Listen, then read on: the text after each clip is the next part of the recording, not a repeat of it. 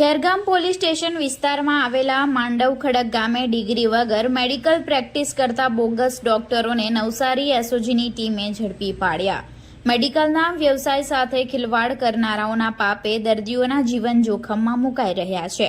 સુરતમાં તાજેતરમાં જ બોગસ ડોક્ટરોનો મામલો સામે આવ્યો હતો, જેના કારણે આરોગ્ય વિભાગ સતર્ક થઈ ગઈ છે।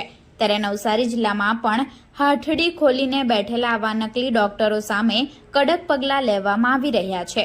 તારીખ 10/12/2024ના રોજ નવસારી એસઓજીના હેડ કોન્સ્ટેબલ ભક્તેશભાઈ તથા મયુરભાઈને માંડવ ખડક ગામ ડુંગરપાડા ફળિયામાં ગુલાબ ગવડીની ભાડાની દુકાનમાં નામ વગર જ બોગસ દવાખાનું ચાલતું હોવાની બાતમીના આધારે રેડ કરી હતી।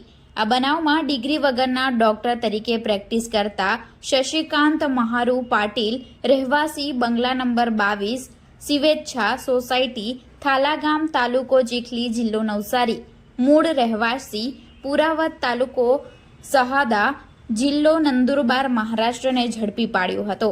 એ સાથે આ નકલી દવાખાનામાંથી અલગ અલગ દવાઓ તથા ડોક્ટરી પ્રેક્ટિસ કરવા માટેની સાધન સામગ્રી મળી ₹12,386ની મત્તાનો મુદ્દામાલ કબજે કરી ખેરગામ પોલીસ સ્ટેશન ખાતે ફરિયાદ નોંધાવી હતી।